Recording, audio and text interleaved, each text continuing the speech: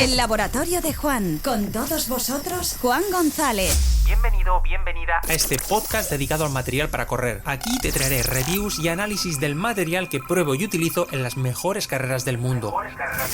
Maratón de Sables, Tour de Llans, Diagonal de Fus, Spin Race o UTMB. Si eres un friki del material, este es tu podcast.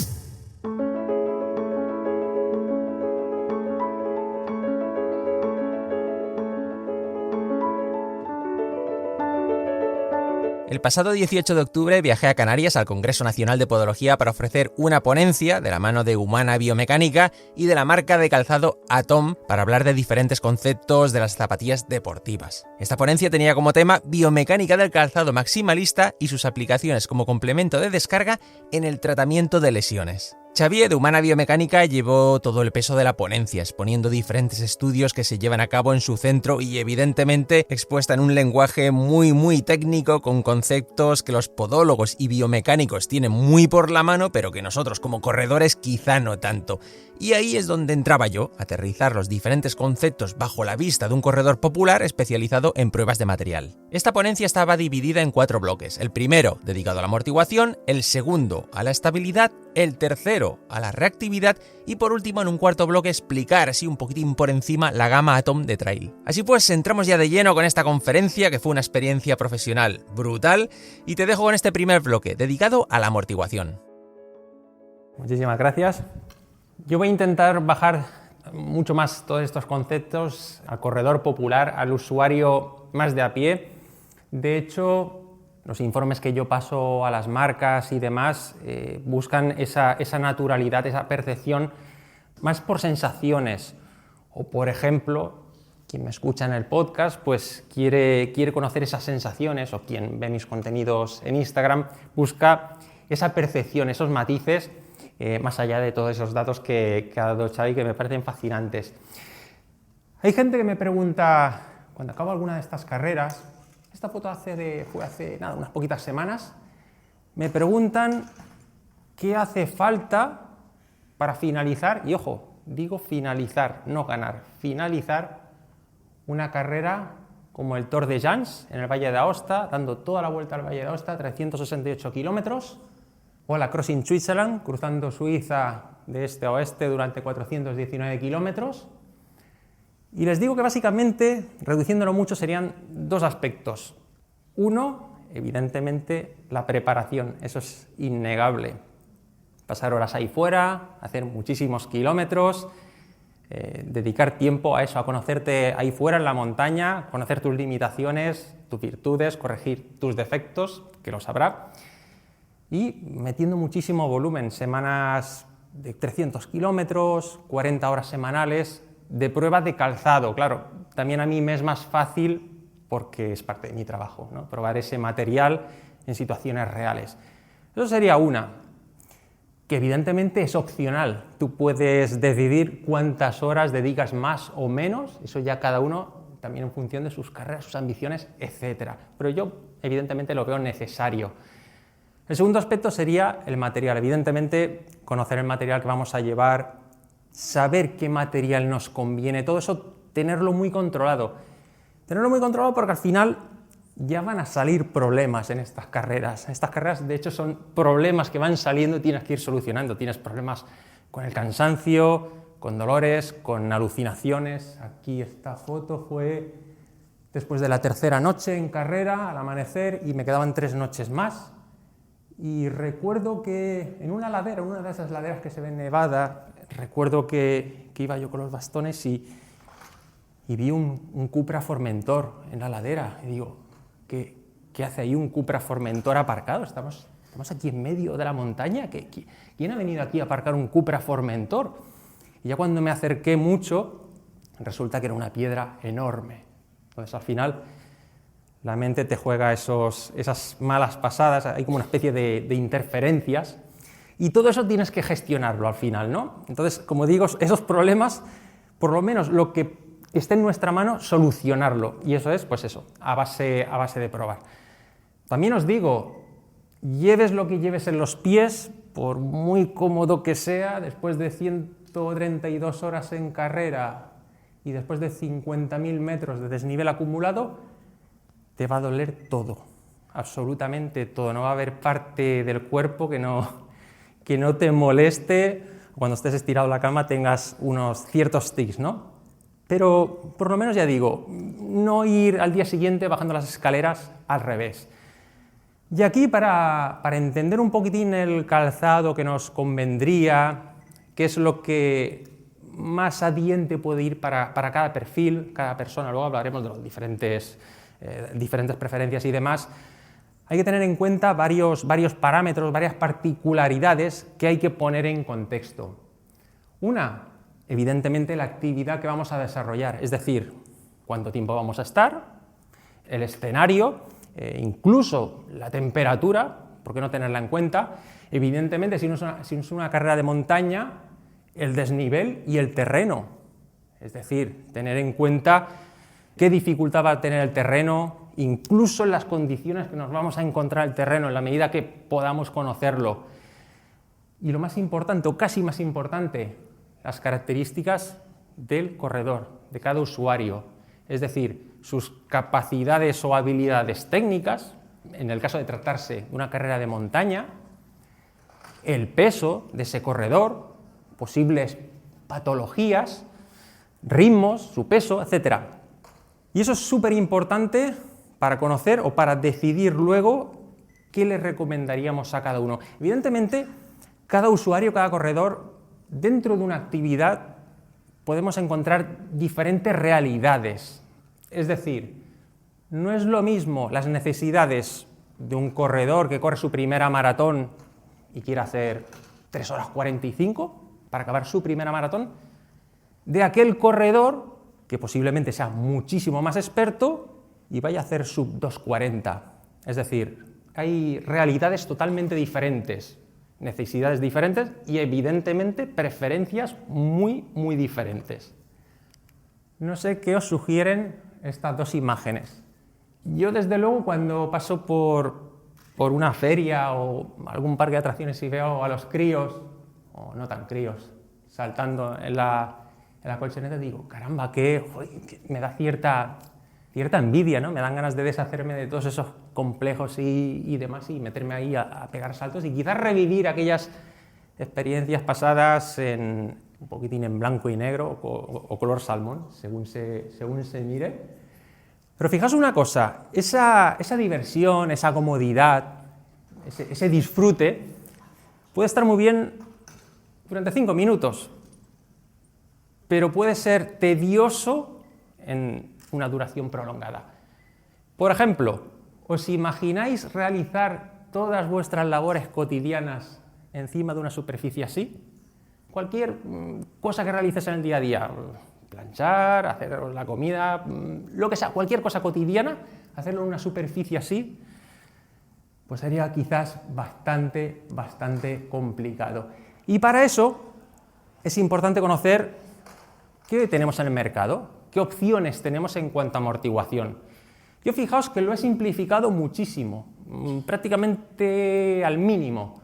Amortiguación de perfil bajo, ojo, estoy hablando de amortiguación. Tenemos perfil bajo, perfil alto. Dentro de cada segmento tendríamos más amortiguación o menos amortiguación. Por ejemplo, si nos vamos a aquel lado, tendríamos dos opciones moderadamente bajitas para lo que estamos viendo hoy, que es todo bastante gordote, bastante grandote. Tenemos dos modelos, uno más firme y uno un poquitín más acolchadito, más amable. Nos vamos al lado contrario, tendríamos zapatillas de perfil alto, bastante alto, más suave arriba, más blandita, más acolchada y un poquitín más firme abajo. Entre medio hay una variedad inmensa que daría para no sé cuántas ponencias, porque no te las acabas, incluso medidas que se cruzan, perfiles, etc. Ojo, cuidado, aquí si veis, tenemos un perfil enorme arriba, la Kailas Drop 5 y la Homa, por ejemplo, Drop 6, es decir, no va relacionado, bien lo sabéis, perfiles con drops en este caso. ¿Cuándo, por ejemplo, en mi opinión, utilizar una y otra? Pues, por ejemplo, si busco sensación de terreno, tener esa sensibilidad, esa información obtener todo aquello que me da el terreno, saber realmente qué estoy pisando, bien porque me guste, por filosofía, como queráis. Tener la sensación de que tenemos ojos en los pies, ¿no? de esa precisión, de esa trazada de cirujano casi en zonas complicadillas, más técnicas y demás, pues, por ejemplo, iría hacia abajo, hacia esa topo, mucho más sensitiva, más firme, un poquitín más contundente. Si buscase ritmos altos, moverme rápido, con más soltura, iría arriba. En el lado contrario, pues tenemos una amortiguación, por ejemplo, lineal o progresiva, es decir, arriba la Kailas, una zapatilla que se hunde, tiene una compresión prácticamente uniforme hasta el tope, o más progresiva de la Atom, es decir, se va endureciendo, pero cuesta mucho hacer tope. Evidentemente, la de arriba resulta más inestable, como he podido comprobar en alguna de las carreras. Aquí, por ejemplo, vemos la Atom, que para conseguir amortiguación y estabilidad, que luego hablaremos, tiene unas paredes elevadas, que es como aquel ejemplo del piloto de Fórmula 1 que va allí metido, que no va sobre el coche, sino que va dentro del coche. Aquí sería eso, sería este ejemplo, es decir, estamos dentro de la zapatilla, no sobre una plataforma elevada, con lo cual tampoco necesitamos ir a unas medidas enormes de suela, de superficie. Evidentemente, donde más recursos meten las marcas es en el desarrollo de la media suela. Y aquí vemos, un día que dejé volar la imaginación para una publicación, las tecnologías de Atom, y aquí cómo han ido bajando progresivamente las densidades de las amortiguaciones hasta llegar a nada, 0,11 gramos centímetro cúbico cuando estábamos en 0,20, es decir, que es donde las marcas dedican muchísimos recursos porque al final es donde se puede conseguir mayor confort, mayor respuesta y evidentemente también menor peso. Pasamos al segundo bloque, estabilidad. La potencia sin control no sirve de nada. Esto corría el año 1994. Muchos de aquí, evidentemente, no lo llegasteis ni a conocer. Era el anuncio de Pirelli para presentar un neumático y aquí veíamos al campeón olímpico con su impresionante musculatura, con su perfecta técnica, pero claro, con unos zapatos de tacón. Está claro que el bueno de Carl Lewis no iba a llevar demasiado lejos. En este caso, si tenemos una amortiguación descontrolada, evidentemente no nos va a servir absolutamente de nada, para nada, más que para hacernos daño, tanto en asfalto como evidentemente para montaña. Yo aquí, por ejemplo, he hecho un pequeño resumen de 3 sistemas, o como yo he visto oportuno reunirlo, 3 sistemas de estabilización. Por ejemplo, el más intrusivo, aquel que vemos allí, piezas rígidas, semirrígidas de TPU, zona de calcáneo, incluso se prolongan un poquitín más hacia la zona medial. Al final las marcas están descartando todo este tipo de sistemas, primero por peso, luego por la intrusión y poca adaptabilidad que tiene, sobre todo en terrenos técnicos, es un poco incómodo, pero sí que, por ejemplo, aquí vemos un detalle que me parece súper interesante. A ver, no sé si el puntero irá. Ahí está. Esto que veis aquí, esta especie de viga, me parece muy interesante porque ayuda a la contención para que la deformación del pliegue esté un poquitín controlada y al final es una técnica que no añade peso porque va en el mismo molde, en la misma matriz y da esa contención lateral para que no se deforme. Está bien, es un buen sistema.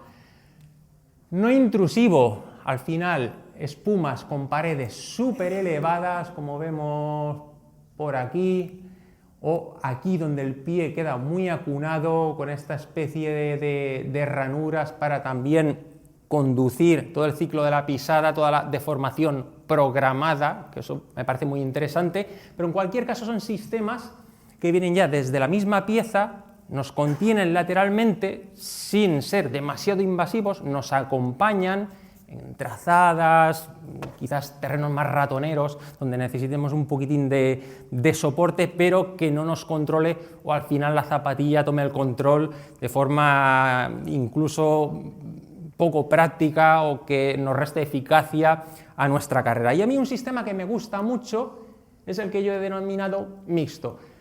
Me gusta mucho, ojo, si está bien hecho, es decir, al final son 2 piezas, una dentro de la otra, que si no está bien hecho, pues al final hay más gasto en matrices, en moldes, que son carísimos, piezas encoladas, que al final la cola genera unas ciertas tensiones, pero bueno, vamos a dar por hecho que esté correcto, que esté idealmente bien desarrollado, bien ejecutado. Tenemos ahí un alma, a mí me gusta llamarle un alma interna, que es un compuesto más blandito, más reactivo, con más respuesta, con más vidilla, para darle esa chispa a la zapatilla, que no sea difícil de arrancar, y un armazón externo de un compuesto más consistente, con mayor dureza, también mayor densidad, que va a contener ese alma interna. ¿Por qué? Porque lo que llevamos debajo del pie, con la fuerza del impacto, lo que es posible es que se expanda, y se expande mucho más que el armazón externo, porque es otro compuesto, como digo, generalmente muchísimo más blando. Ese armazón lo que hace es contener esa compresión, ¿de acuerdo? Evidentemente, lo que está claro es que el paradigma con el tema del soporte y de las zapatillas antiguamente llamadas de pronación ha cambiado porque antes teníamos zapatillas, no sé si os acordáis, vosotros habéis corrido alguna vez con una Gel Cayano 18, 19, era un trasto, era una zapatilla muy rígida, con muchas piezas, con una zona trasera, un contrafuerte durísimo, aquella pieza que iba por debajo de la suela, que correr sobre adoquines era una escandalera. Pues bien, todo eso ya ha desaparecido y básicamente porque condicionaba mucho la comodidad del calzado, era demasiado intrusivo, y ahora con ese cambio de enfoque tenemos zapatillas más llevaderas que incluso pueden llevar corredores neutros. Ese corredor que quiere hacer una maratón y posiblemente en el kilómetro 30 ya vaya cansado y necesite un poquitín más ese soporte, puede llevar este tipo de zapatillas. Aquí tenemos dos ejemplos, he hecho aquí una pequeña infografía para que veáis un cara a cara entre una zapatilla de trail, como es la Atom Terra Max, o una Hurricane 25 de asfalto. Evidentemente, en una zapatilla de trail no hace falta cierto soporte, puesto que la pisada es totalmente variable. Sí que es cierto que en una de asfalto es más fluida, más continua, siempre una pisada mucho más predecible, vamos a decir. En el tema de montaña es totalmente variable porque el terreno es cambiante. En este caso empezaré por abajo, tenemos la Saucony Hurricane, como os digo, con dos piezas. Vemos la parte de abajo, como hemos visto en la infografía anterior, con ese armazón que soporta la espuma que se ve ahí, justo debajo del talón, más amable, más blandita, pero es que si le diésemos la vuelta a la zapatilla, sería la inversa, cobra más protagonismo el armazón que vemos en la parte interna, que sube hacia arriba porque es donde más lo necesitamos, ¿de acuerdo? También, claro, va acompañado de una superficie, o sea, fijaos, súper amplia, unas medidas enormes, prácticamente pierde la forma de botella de Coca-Cola y es un rectángulo, ¿de acuerdo? En el caso de la Atom Terra Max tenemos unas medidas más razonables, no tan abultadas, y ahora, por ejemplo, veremos el despiece. Ojo, también va acompañada de un contrafuerte consistente, luego ya interviene el tema de la sujeción y demás, que también ayuda un poquitín a esa sensación de estabilidad, porque insisto en que muchas veces son sensaciones y eso no hay que obviarlas. Aquí vemos el despiece, por ejemplo, para conseguir esa estabilidad y que la zapatilla no sea perezosa, tenemos esa construcción tipo sándwich. Tipo sándwich relativa en cuanto no lleva ningún tipo de placa ni propulsora ni protectora. Aquí en este caso no le haría falta, ahora lo veremos. Tenemos aquí la pieza de abajo, que es en ese compuesto más consistente, que nos aísla del terreno. Aquí hay que añadirle esos tacos de 4,5 o 5 milímetros, que también es una forma de aislarnos de todo lo que sucede abajo de nuestros pies, con las ranuras de flexión. Y la pieza de arriba, que ya sí que es mucho más blandita, suave, reactiva y también ligera, ¿de acuerdo? Aquí, al tener esos perfiles ya más generosos, no hace falta ese tipo de protección antirroca que se les suele llamar en montaña. Tercer bloque, reactividad. Muy bien, aquí básicamente, Xavi lo ha explicado casi con pelos y señales, que interviene en lo que es la reactividad, un término que sí que es cierto que en las últimas fechas se ha pervertido un poco. Yo a veces cuando veo ciertos contenidos y me paro a leerlos, sobre todo contenidos audiovisuales, Veo que sea zapatilla de entreno, sea de montaña o sea de asfalto, todas son reactivas, ¿no? Parece que sea la frase de recurso cuando al final no sabes qué más decir. Por tanto, es un término que veo que se ha pervertido bastante, pero resumiendo, e incide lo que ha dicho Xavi, la geometría es importantísima, la dinámica, es decir, la forma de balancín, la composición de la mediasuela, independientemente si lleva placa de carbono o no. Hay zapatillas que no llevan placa de carbono y son súper reactivas. Evidentemente el peso, como ha dicho él, aunque yo ahí he puesto entre corchetes porque también es algo también perceptivo, ¿no? La sensación de tener que arrastrar algo o que forma parte de ti, con lo cual me parece muy importante también, o sea, estos tres factores me parecen súper interesantes para aplicarlo o entender qué es lo que sería la reactividad. Aquí de lo que se trata básicamente, y simplificándolo mucho, es de estar contra menos tiempo en el suelo posible, mejor. Es decir, que el compuesto sea capaz de comprimir y volver a su posición original con la mayor rapidez posible.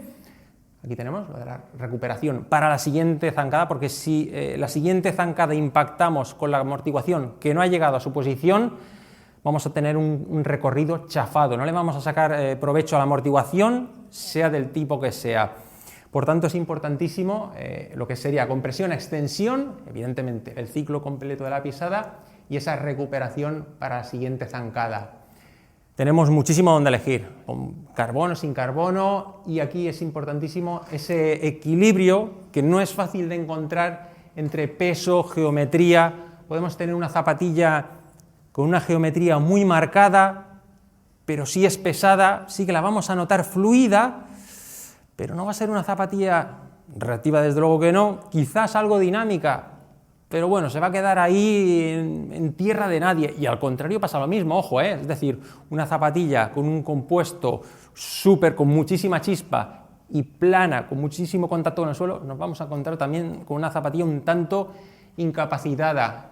Evidentemente la composición interviene muchísimo en esa densidad, en esa dureza de la espuma, etc. Por ejemplo, dos formas de encontrar, vamos a decir, reactividad. Un ejemplo de una zapatilla de montaña con placa, no es de carbono, y la Atom Terra Max con el despiece que hemos visto antes, con esas dos espumas superpuestas. Aquí encontraríamos un perfil no demasiado alto, pero esa placa nos va a dar ese impulso extra, puesto que no tenemos muchísima cantidad de espuma, ojo, tenemos unos perfiles más bien tirando a bajitos y una curvatura moderada. Ahí fijaos también, es interesante porque aquí en el talón se ha agujereado, no es completo, para que en ese impacto, si entramos de talón en una bajada, pues tengamos un poquitín de recorrido y no impactemos directamente sobre una placa que nos llegue a incomodar.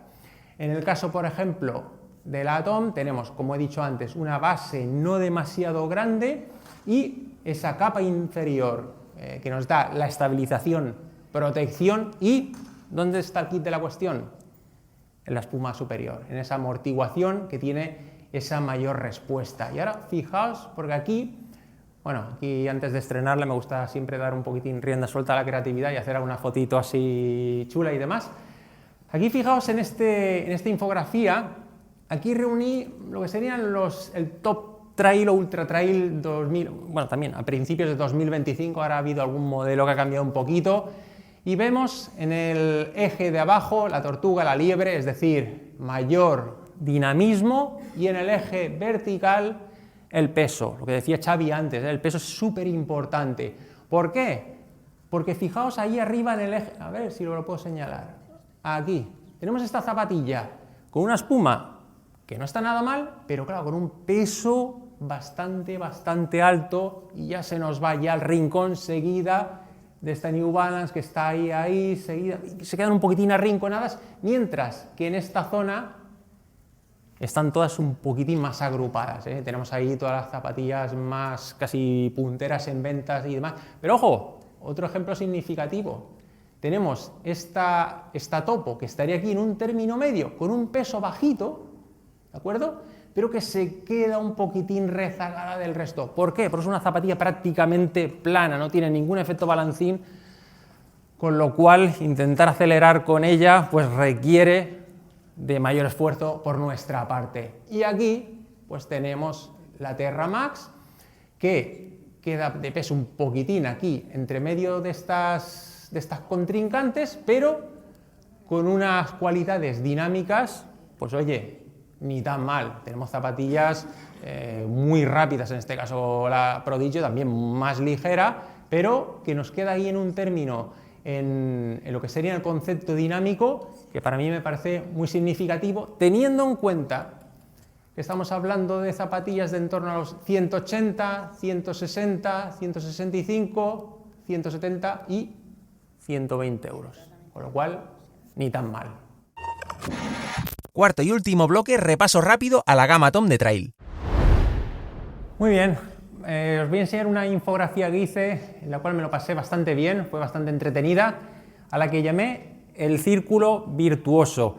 Es decir, un círculo con cuatro secciones, y lo interesante es cuanto más se acerque al núcleo dorado, mucho mejor.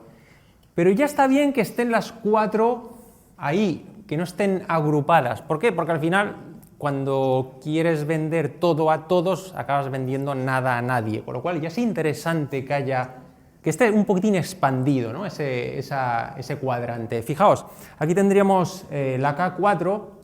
Aquí veis el taqueado, un taco bastante agreste, consistente, para ese terreno, yo lo puse más bien para ese terreno duro, seco, es donde mejor se va a comportar esta zapatilla a mi juicio, ¿eh? Mis pruebas y las conclusiones que llegué, es una zapatilla que se va a comportar muy bien, un poquitín por lo que es la amortiguación, lo que es en sí todo el conjunto, y ese taqueado, aquí veis donde se puede comportar esos simbolitos que hice, pero lo podríamos englobar en ese quesito de entre duro, seco. Si vamos bajando un poco hacia abajo, pasamos de entre seco a descompuesto. Ahí ya empezamos a meternos en ciertos berenjenales porque empieza el terreno a cambiar. Es decir, podemos encontrar un terreno rocoso, consistente, pero también algunas zonas un poquitín más deshechas, más técnicas y demás. Y aquí la AT139, que la tenemos aquí, creo que va bastante bien también por distribución del taco y demás, para esa progresión que incluso puede ser lenta, que podemos incluso en algunos momentos más caminar que correr, ahí puede encajar muy bien. Y ya dándole la vuelta al queso tenemos la Terra 2.0 para un terreno que va de descompuesto y va virando hacia el barro. ¿Por qué? Porque tenemos esta suela inspiradas en las ruedas de motos de motocross, con un taco bastante amplio, que hace una especie de tracción tipo oruga, ¿no? A nivel de tracción se comporta muy bien, de ahí que la he desplazado más para ese terreno embarrado, pero claro, que también en ese terreno descompuesto, suelto, en esa tierra suelta y demás, se puede comportar muy bien y de hecho funciona muy bien, entre otras cosas también por la prominencia del taco. Ahí veis el detallito, el macro, la foto macro, ¿de acuerdo? Y ya, pues el último que probé, que es la Terra Max, pues que ya vira de ese barro. ¿Por qué? Porque seguimos teniendo esa suela inspirada en las ruedas de motocross, pero un poquitín más segmentadas. A mí me gusta más porque da esa sensación más de adaptabilidad, con lo cual no nos molestará en ese terreno más duro, será igualmente de eficaz en ese terreno embarrado, pero nos da un grado de versatilidad muy alto debido a eso, a ese terreno cambiante.